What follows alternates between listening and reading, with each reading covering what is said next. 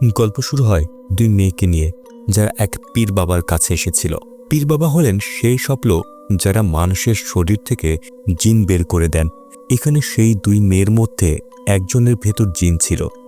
তখন পীর বাবা কিছু মন্ত্র পড়তে শুরু করেন এবং রক্ত দিয়ে কাপড়ে কিছু লেখেন।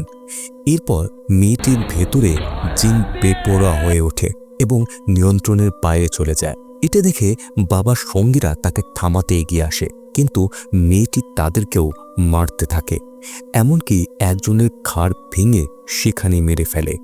এই জিন ছিল ভীষণ ভয়ঙ্কর, তবে বাবা তার শক্তি আর মন্ত্রের সাহায্যে তাকে কাবু করেন। এরপর বাবার সঙ্গীরা মেয়েটিকে একটি পাথরে বেঁধে ফেলে, আর পীর বাবা তার চোখে কাপড় বেঁধে দেন। তারপর বাবাটি তার সামনে একটি আয়না রাখেন এবং মেয়েটির চোখের কাপড় খুলে দেন।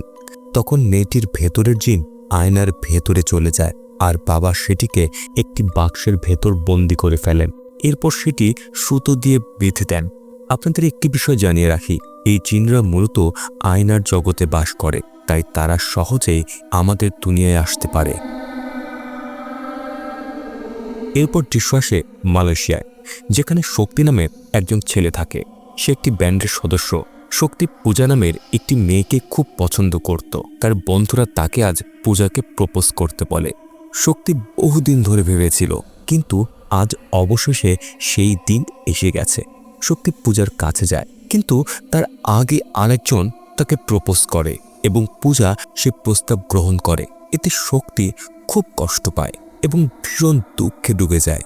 এরপর সে ক্যাফেতে বসেছিল, তখনই তার বাড়ি থেকে কল আসে। তার পরিবারের ছিল বাবাজি, দাদি, বোন আনিতা, আনিতার স্বামী আর তাদের সন্তান সিম্ভু, মানে শক্তির ভাগ্নে। দাদি তাকে জিজ্ঞেস করলেন সে কোনো মেয়েকে পছন্দ করে কিনা বা ডেটে গিয়েছিল কিনা, কিন্তু শক্তি কিছুই জানালো না। এ সময় আনিতা তাকে ফোনে মেয়েদের ছবি দেখাতে লাগলো। এর মাঝে সিম্ভু বলল সে হ্যারি পটারওয়ালা অ্যান্টিক ঘড়ি চায়, যা ভারতে পাওয়া যাচ্ছিল না। শক্তি তাকে প্রতিশ্রুতি দিল সে ঘড়ি এনে দেবে। পরের দিন শক্তি একটি অ্যান্টিক দোকানে যায় সেই ঘড়ি কিনতে। সেখানে সে অবাক হয়ে দেখে সে একই বাক্স রাখা আছে, যার ভেতরে পীর বাবা জিনকে বন্দি করে রেখেছিল। শক্তি বাক্সটি স্পর্শ করে, আর ঠিক তখনই দোকানদার এসে তাকে বকাঝকা করে। শক্তি বলে সে হ্যারি পটারওয়ালা ঘড়ি কিনতে এসেছে। দোকানদার খুঁজতে থাকে, কিন্তু তখনই একটি কল আসে, আর শক্তি জানতে পারে সে 5 লাখ টাকার লটারি জিতেছে। এতে সে অবাকও হয়, আবার খুশিও হয়। তার মনে হয় সবকিছু এই বাক্স ছোঁয়ার কারণে হয়েছে। শক্তি দোকানদারকে জিজ্ঞেস করে বাক্সটির দাম কত। দোকানদার বলে এটি বিক্রির জন্য নয়, এর ভেতরে একটি জিন আছে।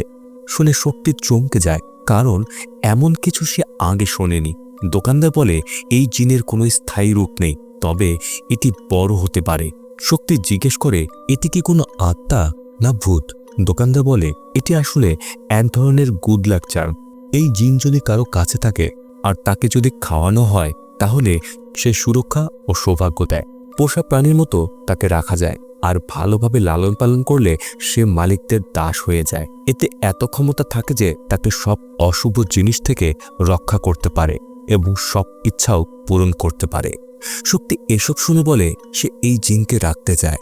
হঠাৎ সে বাক্সটি শক্তিকে দিয়ে দেয়, কিন্তু সে তো বলেছিল এই বাক্সটি বিক্রির নয়। যাই হোক, এরপর শক্তি চেন্নাই এয়ারপোর্টে নামে এবং বন্ধুকে কল করে। সে তার সুটকেস নিয়ে বেরোতে থাকে। তখনই এক মেয়ে তাকে ডাকে। আসলে তাদের সুটকেস বদলে গিয়েছিল। মেয়েটিকে দেখে শক্তির খুবই ভালো লাগে। মেয়েটি নিজের সুটকেস নিয়ে চলে যায়, আর শক্তি তার বন্ধুর সঙ্গে বাড়ি ফিরে। সেখানে সিম্বু দৌড়ে এসে তাকে জড়িয়ে ধরে। শক্তির বাবা তাকে দেখে আবেগে ভেসে যান, কারণ তার স্ত্রীর মৃত্যুর পর তিনি একা হয়ে পড়েছিলেন, আর শক্তি ছিল তার একমাত্র ভরসা। শক্তি তার বোন আনিতার সঙ্গেও দেখা করে। দাদি তখন বাথরুমে ছিলেন। এরপর শক্তি সবাইকে দেখায় সেই বাক্সটি, যেখান থেকে অদ্ভুত শব্দ আসছিল। শক্তি সবাইকে জানায় এটি লাকি চার্ম, কিন্তু সবাই ভীত হয়। শক্তি তখন বাক্স রাখার শর্ত বলে। প্রথমটি হলো পানির কাছে রাখা যাবে না, দ্বিতীয়টি সূর্যের আলো থেকে দূরে রাখতে হবে, আর 3 নম্বর শর্ত হলো রাত 12টা থেকে ভোর 5টার মধ্যে খাওয়াতে হবে।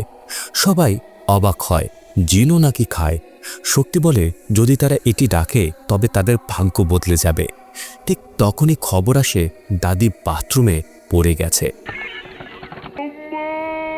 সবাই তাকে হাসপাতালে নিয়ে যায়। চিকিৎসক জানান তিনি সুস্থ হয়ে যাবেন। হাসপাতালে শক্তির দেখা হয় প্রিয়ার সাথে, সেই মেয়ের যার সঙ্গে এয়ারপোর্টে সুটকেস বদলে গিয়েছিল। শক্তি তাকে দেখে কৌশলে কান্নার ভান করে। প্রিয়া কাছে খোঁজ নেয়। শক্তি বলে তার দাদি অসুস্থ। প্রিয়া তাকে নিজের নম্বর দেয় যেন খবর নিতে পারে। শক্তির প্ল্যান সাকসেসফুল, সে তো এটাই চাচ্ছিল। বাড়ি ফিরে শক্তি বাক্সটিকে এক জায়গায় রাখে। ভেতর থেকে লাল চোখ জলজল করছিল। রাতে সে আনিতাকে বলে জিনকে খাওয়াতে। আনিতা ভয়ে ভয়ে দুধ আর বিস্কুট রাখে। পরে রাত 2টায় গিয়ে দেখে বিস্কুট খাওয়া আর দুধ কমে গেছে। এতে সে ভয় পেয়ে যায়। পরের দিন সকলে ভয়ে বাক্সটির পাশে বসে থাকে। শক্তির বাবা বলে এটা ভয়ঙ্কর, কিন্তু শক্তি বলে এটি সৌভাগ্যবান, কারণ এর জন্যই তার লোন মঞ্জুর হয়েছে। এরপর শক্তি প্রিয়াকে কল করার সুযোগ খোঁজে, কিন্তু কেউ বাইরে যাচ্ছিল না। আনিতা তখন গর্ভবতীও ছিল। হঠাৎ শক্তির বন্ধু ফোন করে তাকে ডাকে। আসলে তুচ্ছ কারণে ডেকেছিল। ঠিক তখনই দুর্ঘটনায় প্রিয়ার স্কুটি রিকশায় ধাক্কা মারে। প্রিয়া কাঁদছিল, রিকশাওয়ালাও বকছিল। শক্তি গিয়ে তাকে বাঁচায়, এমনকি রিকশাওয়ালাকে চড়ও মারে। প্রিয়ার হাতে চোট লেগেছে। এরপর শক্তি তাকে বাড়িতে নিয়ে আসে, যেখানে সে সবার সঙ্গে দেখা করে। এখানে শক্তি তাকে ফার্স্ট এইডও দেয় এবং তারপর সে সবার সঙ্গে কথা বলে। তাহলে কি বিষয়টা বুঝতে পারছেন? এখানে শক্তি তো প্রিয়াকে কল করতে চাচ্ছিল, কিন্তু হয়তো জিনের শক্তির কারণেই প্রিয়া সরাসরি তার বাড়িতেই চলে এসেছে। যাই হোক, এখন এখানে সবাই ওর সঙ্গে ভালোভাবে কথা বলে এবং এরপর আসে প্রিয়ার যাবার পালা। শক্তি এখন প্রিয়াকে তার বাড়ি পর্যন্ত পৌঁছে দেয়। তার বাড়ির বাইরে প্রিয়া তাকে ধন্যবাদও জানায়। এখন শক্তি প্রিয়াকে জানায় যে পরিবারের সবাই তাকে পছন্দ করেছে। সে এটাও বলে যখন তারা এয়ারপোর্টে দেখা করেছিল তখনই সে এক ধরনের কানেকশন ফিল করেছিল। এরপর তারা হাসপাতালে মিলেছিল এবং আজ সে তার বাড়িতে এসেছে আর সবকিছুই খুব সুন্দরভাবে হয়েছে। তখন শক্তি তাড়াহুড়ো করে বলে ফেলে সে তাকে ভালোবাসে, তার সঙ্গে বিয়ে করতে চায়। এখন এটা শুনে প্রিয়া চলে যেতে থাকে এবং শক্তি মনে করে আমি কি বলে ফেললাম, কিন্তু প্রিয়া পেছন থেকে এসে তাকে জড়িয়ে ধরে, মানে সেও তাকে পছন্দ করত। এখন প্রিয়া রোজ শক্তির বাড়ি আসতে থাকে এবং খুব সহজেই সবার সঙ্গে মিশে যায়। এরই মাঝে প্রিয়া ওই বাক্স দেখতে পায় এবং তার ড্রয়ার খুলে ফেলে। এর কারণে হঠাৎ প্রিয়ার মধ্যে কিছু একটা ঘটে। মনে হচ্ছিল যেন সে কারোর বশে চলে এসেছে। কিন্তু তখনই প্রিয়ার ফোনে কল আসে এবং প্রিয়া কথা বলতে শুরু করে। এই সময় ড্রয়ারের ভেতর থেকে এক জিনের হাত বেরিয়ে আসে। সে প্রিয়াকে ধরতে চাচ্ছিল, কিন্তু ঠিক তখনই সেখানে শক্তি এসে পড়ে এবং সেই সব দেখে ফেলে। আর তাই শক্তি প্রিয়াকে ডাকতে থাকে। তখন হাতটি আবার ভেতরে চলে যায়। এরপর শক্তি সেই ড্রয়ার বন্ধ করে দেয়। এর কয়েকদিন পর প্রিয়া আর শক্তির বিয়ে হয়ে যায়। তাদের বিয়ে হতেই প্রিয়া যখন বাড়িতে আসে ঠিক সেই সময় থেকেই জিন বাড়ির ভেতরে অবাধে ঘুরে বেড়াতে শুরু করে।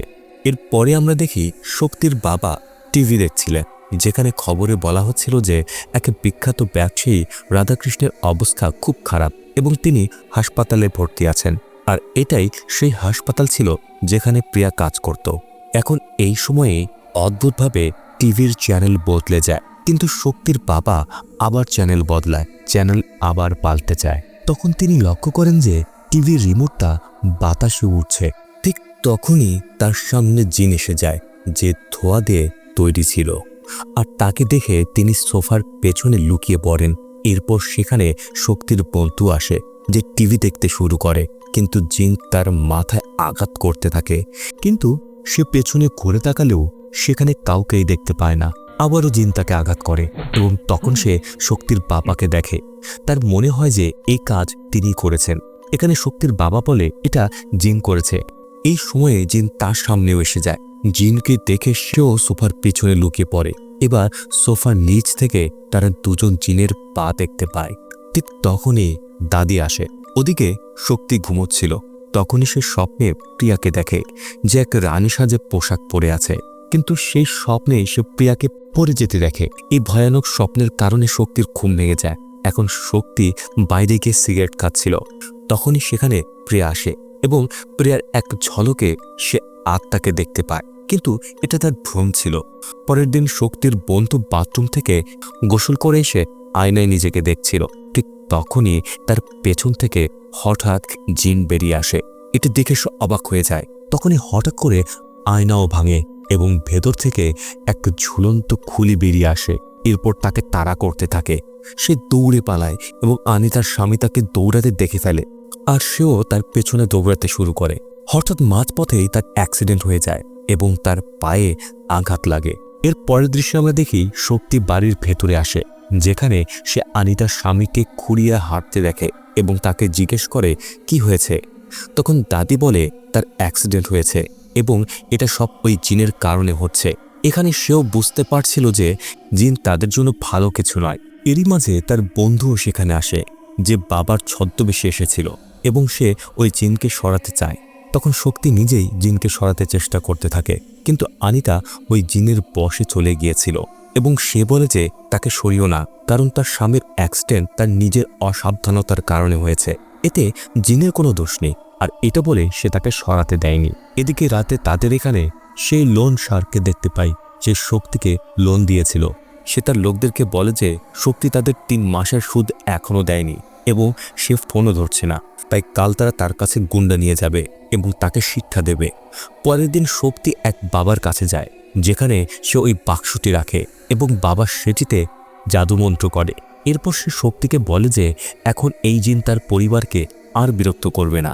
এরপর শক্তি ওই বাক্সটি বাড়িতে নিয়ে যাচ্ছিল, কিন্তু পথে তাকে গুন্ডারা আটকে ফেলে এবং বাইরে টেনে এনে মারধর করতে থাকে।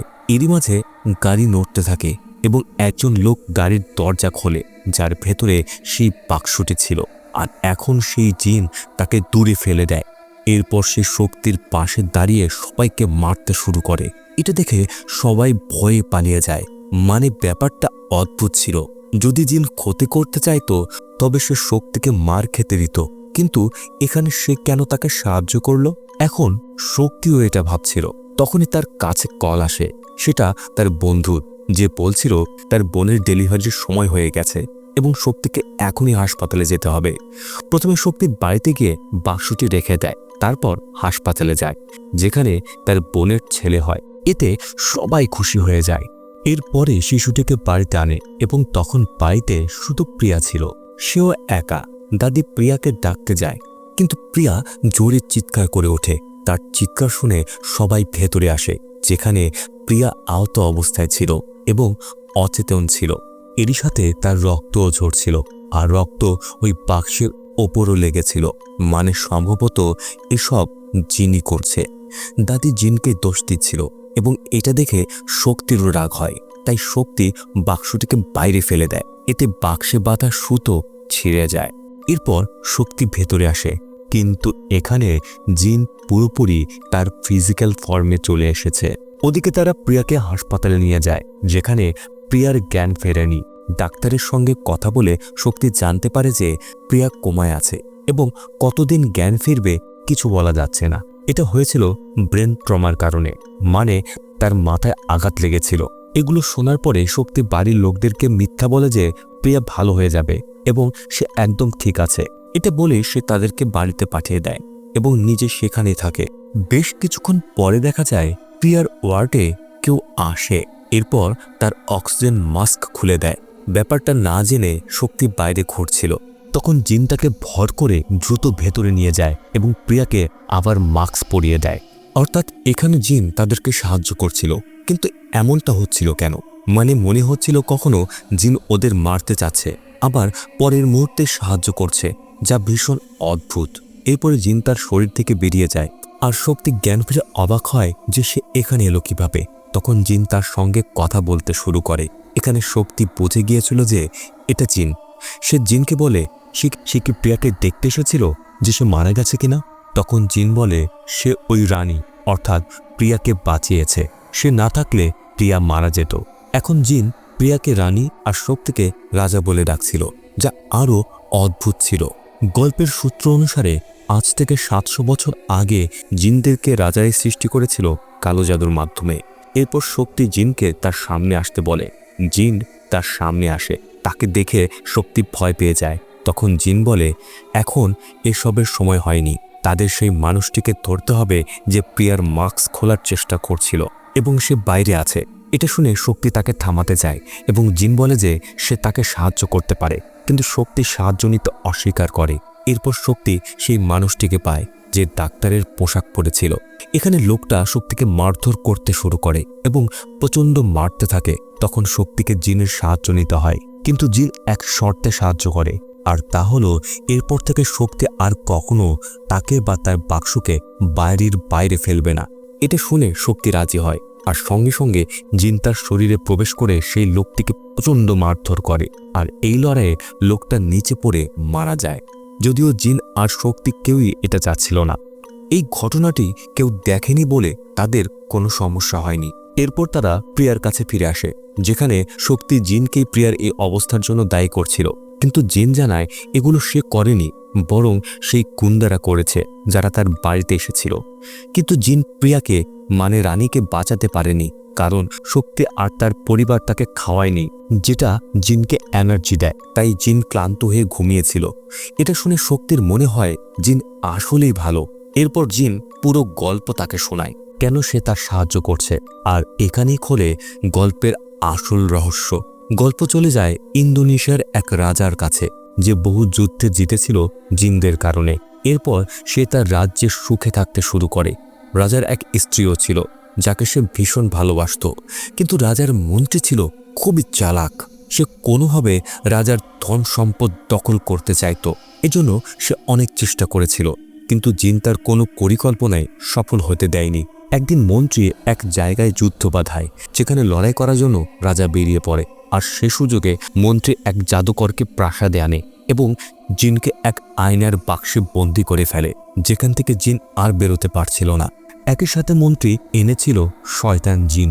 সেই জিন রাজার স্ত্রীকে খুন করে, আর যে বাক্সে ভালো জিন থাকত সেই বাক্সে ওই দুষ্ট জিনকে রেখে দেওয়া হয়। যখন রাজা ফিরে আসে তখন সে ভীষণ কষ্টে ভেঙে পড়ে, কারণ তার স্ত্রী আর নেই। এ সময় মন্ত্রী জানায় যে এর জন্য দায়ী সেই জিন। একদিন রাজা সেই দুষ্ট জিনকে হাতে নাতে ধরে ফেলে এবং তাকে ওই বাক্সে বন্দি করে সমুদ্রে ফেলে দেয়। এর কিছু সময় পরে রাজার মৃত্যু হয়, আর এটাই মন্ত্রী চাচ্ছিল। রাজার মৃত্যু হলে মন্ত্রী রাজা হয়ে যায় এবং ভীষণ নিষ্ঠুর শাসন চালায়। এদিকে ভালো জিন যাকে বন্দি করা হয়েছিল সেটি কখনো মুক্ত হওয়ার চেষ্টাই করেনি, কারণ সে হতাশ হয়ে গিয়েছিল। সে তার রাজাকে বাঁচাতে পারেনি, না তার রানীকে। কিন্তু ওই দুষ্ট জিন সমুদ্র পথে অনেক জায়গায় গিয়েছিল এবং অনেক মানুষকে মেরেছিল। কিন্তু সেই দুষ্ট জিন চেয়েছিল রাজার উপর প্রতিশোধ নিতে, কারণ রাজা তাকে ফেলে দিয়েছিল, আর তার জন্য সেই দুষ্ট জিন বহু বছর অপেক্ষা করে যাতে রাজার কোনো জন্ম হলে সে তাকে মারতে পারে। কিন্তু এখন কেউ জানে না সেই দুষ্ট জিন কোথায় আছে। এখন এই যে ভালো জিন যে শক্তির কাছে আছে, সেও 700 বছর ধরে অপেক্ষা করছিল যে কবে রাজা আর রানীর পুনর্জন্ম হবে। আর 700 বছর পর রাজা আর রানীর জন্ম হয়েছে। তারা আর কেউ নয়, বরং শক্তি আর প্রিয়া, আর তাদের বিয়েও হয়েছে। শক্তি জানতে চায় এই 700 বছরে তার কি এর আগে জন্ম হয়নি? তখন জিন জানায় জন্ম হয়েছিল। রাজা আর রানী তখনও একসঙ্গে ছিল, কিন্তু কখনো শক্তি মানুষ হয়েছিল, কখনো জন্তু। আর যখন শক্তি মানুষ হয়েছিল তখন প্রিয়া জন্তু ছিল। মানে তাদের দুজনের মানব রূপ একসঙ্গে এসেছে আজ 700 বছর পরে। এ সময় আমরা বুঝতে পারি সেই দোকানদার কেন বাক্সটি বিক্রির জন্য নয় বলেও শক্তিকে বাক্সটি দিয়ে দিয়েছিল, কেননা সে জানতো এই জিন কি চায়। এবার আমরা দেখি একটি লোককে, নাম মোহন, যে ছিল এক খারাপ ব্যবসায়ী। সম্প্রতি রাধাকৃষ্ণ নামের এক ব্যবসায়ীর মৃত্যু হয়েছিল এবং সেই খবর নিউজেও এসেছিল। মোহন ছিল রাধাকৃষ্ণের ঘনিষ্ঠ, আর যেহেতু রাধাকৃষ্ণের কোনো সন্তান ছিল না, তাই মোহন চেয়েছিল তার ছেলেকে রাধাকৃষ্ণের কোম্পানির সিও বানাতে। সবাইও তার পক্ষে ছিল। এরপর মোহন তার ছেলের সঙ্গে দেখা করে। ঠিক তখন কিছু গুন্ডা আসে, যারা মোহনের ছেলেকে জানায় যে প্রিয়া বেঁচে আছে। আসলে এই লোকগুলি প্রিয়াকে মারার চেষ্টা করছিল, কিন্তু প্রশ্ন হলো তারা কেন প্রিয়াকে মারতে চাচ্ছে। যাই হোক, এরপর ডাক্তার শক্তিকে ডাকে এবং জানায় যে সে প্রিয়াকে বাড়ি নিয়ে যেতে পারে। পরের দৃশ্যে শক্তি প্রিয়াকে বাড়ি নিয়ে আসে এবং ওখানে তার চিকিৎসা শুরু হয়। শক্তি তখন পরিবারের সবাইকে জানায় যে তাদের সঙ্গে থাকা জিনের কোনো হাত নেই এতে, বরং সে তাদের বাঁচাচ্ছিল। শক্তির কথা গভীর ছিল, আর সবাই বুঝতেও পারে। এরপর শক্তি জিনকে সকলের সামনে আসতে বলে এবং তখনই জিন তাদের সামনে উপস্থিত হয়। তাকে দেখে সবাই ভয় পায় এবং একে একে তার সঙ্গে দেখা করে চলে যায়। শেষে শক্তির বাবা তার সঙ্গে দেখা করে বলেন, প্রিয়া আমাদের মেয়ের মতো এবং যে কোনো অবস্থায় তাকে নিরাপদ রাখতে হবে। তখন জিন প্রতিশ্রুতি দেয় যে সে প্রিয়াকে কিছু হতে দেবে না, সে ছিল তার রানী। পরের দৃশ্যে শক্তি ও তার বন্ধু জিনকে রেস্টুরেন্টে নিয়ে যায়। তারা দুজন জিনের সঙ্গে কথা বলছিল, কিন্তু অন্যরা জিনকে দেখতে পাচ্ছিল না। তাই লোকেরা শক্তি আর তার বন্ধুকে পাগল ভাবছিল। এমনকি এক মেয়ে ভিডিও করে সেটি সোশ্যাল মিডিয়ায় ভাইরাল করে দেয়। ওদিকে মোহনের ছেলে তার লোকদের সঙ্গে দেখা করে। তারা ছিল সেই লোকেরা যারা প্রিয়াকে হাসপাতালে মারার চেষ্টা করেছিল।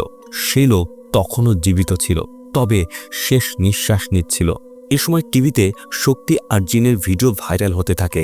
সেই ভিডিও দেখে লোকটি টিভির দিকে ইশারা করে মারা যায়। এটা দেখে মোহনের ছেলে প্রচণ্ড রেগে যায়। সে প্রিয়াকে মারতে চাচ্ছিল, কিন্তু বুঝতে পারে শক্তি এসে গেছে, তাই আগে তাকে শেষ করতে হবে। অন্যদিকে শক্তির পরিবার শহর ছেড়ে চলে যায়। সেই রাতে গুন্ডারা প্রিয়াকে মারতে আসে, কিন্তু শক্তি জিনের সাহায্যে তাদের সবাইকে মেরে ফেলে। একজন প্রিয়ার কাছেও আসে, কিন্তু তাকেও মেরে তাড়িয়ে দেয়। শক্তি ভাবে কেন তারা প্রিয়াকে মারতে চাচ্ছে। তখন তার মনে পড়ে হাসপাতালে যে লোক প্রিয়ার অক্সিজেন মাস্ক খুলেছিল তার ওয়ালেট এখনও তার কাছে। চেক করে সে একটি হোটেলের বিল পায়। এরপর পুলিশ বন্ধুর সাহায্যে সিসিটিভি ফুটেজ দেখে এবং সেখানে সেই লোককে দেখতে পায় যারা প্রিয়াকে মারতে চেয়েছিল। তারা একটি গাড়িতে ওঠে। পুলিশ তার নম্বর নেয়। পরে শক্তি আর জিন সেই ঠিকানায় গিয়ে এক লোককে ধরে এবং মারধর করে জানতে চায় কেন তারা প্রিয়াকে মারতে চাচ্ছে। লোকটি জানায় একদিন তার কাছে ফোন আসে যেখানে প্রিয়াকে শেষ করতে বলা হচ্ছিল, আর এই কলটি কে করেছিল সেটাও জানিয়ে দেয়। এরপর শক্তির কাছে তার বন্ধুর কল আসে। আসলে লড়াইয়ে শক্তির ফোন ভেঙে গিয়েছিল, কিন্তু সেই ফোনে ছিল প্রিয়ার পাঠানো ভিডিও আর মেসেজ। তার বন্ধু ফোনটি মেরামত করায় শক্তি ফোন থেকে প্রিয়ার পাঠানো একটি ভিডিও পায়। এ সময় ফ্ল্যাশব্যাকে দেখা যায় সেই ভিডিও যখন রাধাকৃষ্ণের অবস্থা খুব খারাপ ছিল। তিনি ভর্তি ছিলেন আরেক হাসপাতালে। প্রিয়া তখন সেখানেই কাজ করত। একদিন প্রিয়া রাধাকৃষ্ণের ব্লাড প্রেশার চেক করার পর হাত ধুতে যায়। এ সময় মোহন আসে এবং রাধাকৃষ্ণের ড্রিপে বিষ মিশিয়ে দেয়। এমনকি তার আঙুলের ছাপও কাগজে নেয়। সে এসব করেছিল সম্পত্তি আর শেয়ারের জন্য। প্রিয়া সবকিছু দেখে ফেলে এবং ভিডিও করে ফেলে, কিন্তু তারা বুঝে যায় যে প্রিয়া ভিডিও করছে। বিপদ বুঝতে পেরে প্রিয়া সেখান থেকে পালাতে শুরু করে। গুন্ডারাও তার পিছু নেয়। এর মধ্যে মোহন তার ছেলে অশোকের কাছে গিয়ে বলে সে আগে রাধাকৃষ্ণের ম্যানেজার ছিল। রাধাকৃষ্ণের কোনো সন্তান ছিল না, আর স্ত্রী মারা যাওয়ার পর রাধাকৃষ্ণ অশোককে নিজের ছেলে মনে করত, তাই সম্পত্তি ও শেয়ার তাকে দিতে চেয়েছিল। কিন্তু পরে রাধাকৃষ্ণ আর এক মেয়েকে ভালোবেসে বিয়ে করে এবং তাদের একটি মেয়ে হয়। এই খবর গোপন রেখে মোহন রাধাকৃষ্ণের স্ত্রীর মৃত্যুর ব্যবস্থা করে এবং মেয়েটিকে লোকদের হাতে তুলে দেয় যাতে তাকে ফেলে দেয়া যায়। কিন্তু সেই লোক মেয়েটিকে চার্চের গেটে রেখে যায়। আর সেই মেয়েই আজকের প্রিয়া। অর্থাৎ প্রিয়াকে মারতে হবে, কারণ যদি সে বেঁচে থাকে তবে সে রাধাকৃষ্ণের বৈধ উত্তরাধিকারী হবে। অশোক তার গুন্ডাদের নিয়ে প্রিয়ার পেছনে যায়। প্রিয়ার দরজা বন্ধ করে, কিন্তু তারা ভেঙে ফেলে। অবশেষে অশোক প্রিয়াকে পায় এবং প্রচণ্ড মারধর করে। তারা ফোন সম্পর্কে জানতে চায়, কিন্তু প্রিয়া বলে না। তখন তাকে এত মারে যে রক্ত জিনের বাক্সের ওপরে পড়ে যায়। তারা দেখে প্রিয়ার নিঃশ্বাস বন্ধ হয়ে গেছে, তাই ভাবে সে মারা গেছে এবং চলে যায়। এভাবেই সেখানে রক্তের দাগ পড়েছিল, আর সবাই ভেবেছিল জিন করেছে। কিন্তু আসলে অশোক আর মোহন প্রিয়াকে মারতে চেয়েছিল, কারণ প্রিয়া ছিল রাধাকৃষ্ণের মেয়ে। বর্তমান সময়ে প্রিয়া জেগে ওঠে। সে আনিতার কাছে যায়। আনিতা তাকে সামলায়। প্রিয়া ফোন নিয়ে আইনজীবীকে কল করে বলে রাধাকৃষ্ণকে যারা হত্যা করেছে তারা হলো মোহন আর তার ছিল অশোক, এবং ভিডিও প্রমাণও পাঠিয়ে দেয়। আইনজীবী প্রেস কনফারেন্সে সব প্রকাশ করে, ফলে মোহন এক্সপোজ হয়ে যায়। কিছুক্ষণের মধ্যে গুন্ডারা এসে প্রিয়াকে অপহরণ করে নিয়ে যায় আনিতার সামনে দিয়েই। আনিতা কিছু করতে পারে না। অন্যদিকে মোহন যায় পীর বাবার কাছে, কারণ সে বুঝেছিল যে প্রতিপক্ষ কোনো সাধারণ মানুষ নয়। পীর বাবা বলে তার প্রতিপক্ষ হলো এক জিন, যে 700 বছর ধরে প্রতিশোধ চাচ্ছে, আর সেই প্রতিশোধ মন্ত্রীর বিরুদ্ধে। আর সেই মন্ত্রী আসলে মোহনী, অর্থাৎ মন্ত্রীরও পুনর্জন্ম হয়েছে। মোহন উপায় জানতে চাইলে বাবা একটি ভেষজের কথা বলে, যার সাহায্যে জিনকে বাক্সে বন্দি করা যাবে। না হলে আর একটি জিন আছে, সেই শয়তান জিন, যাকে ছবির শুরুতে মেয়ের শরীর থেকে বের করা হয়েছিল, যাকে রাজা 700 বছর আগে সমুদ্রে ফেলে দিয়েছিল। এ সময় অশোক ফোন করে জানায় তারা এক্সপোজ হয়ে গেছে এবং মেয়েটিকে ধরে ফেলেছে। মোহন বলে তাকে ভয়ঙ্কর মৃত্যু দেওয়া হবে। মোহন অশোকের কাছে আসে। প্রিয়া সেখানে আহত অবস্থায় ছিল। হঠাৎ শক্তি এসে সব গুন্ডাদের মেরে ফেলে, তবে তারা পেছন থেকে আঘাত করে শক্তিকে আহত করে। এ সময় মোহন আসে এবং ভেষজ ব্যবহার করে জিনকে বাক্সে বন্দি করে। তারপর শক্তিকে মারার আদেশ দেয়। লড়াইয়ের সময় পাইপলাইন কেটে যায়, পানি বাক্সে পড়ে। পানি পড়তেই জিন মুক্তি পায় এবং সঙ্গে সঙ্গে মোহনকে মেরে ফেলে। মোহন পড়ে যায় শয়তান জিনের বাক্সের সামনে। এতে সেই শয়তান জিনও মুক্তি পায়। তারপর শুরু হয় ভালো জিন আর শয়তান জিনের লড়াই। দীর্ঘ লড়াই শেষে ভালো জিনটি শয়তান জিনকে সম্পূর্ণভাবে ধ্বংস করে দেয়। গল্পের একদম শেষে দেখা যায় সবাই একসাথে, আর জিনও তাদের সঙ্গে। সে প্রতিজ্ঞা করে যে মৃত্যুর শেষ পর্যন্ত সে রাজারানীর সেবক থাকবে, অর্থাৎ তাদের পোষা প্রাণী হয়ে। সবচেয়ে বড় কথা হলো, প্রিয়া রাধাকৃষ্ণের মেয়ে ছিল, তাই এই বিশাল সম্পত্তির মালিকও সে হয়ে যায়। যদি ভিডিওটি ভালো লেগে থাকে তাহলে একটা লাইক দিয়ে দিবেন এবং চ্যানেলটা সাবস্ক্রাইব করতে ভুলবেন না। আর এই গল্পটিকে 10-এ কত দেবেন তা অবশ্যই জানাবেন। সব শেষে বলবো, ভিডিওটি দেখার জন্য ধন্যবাদ।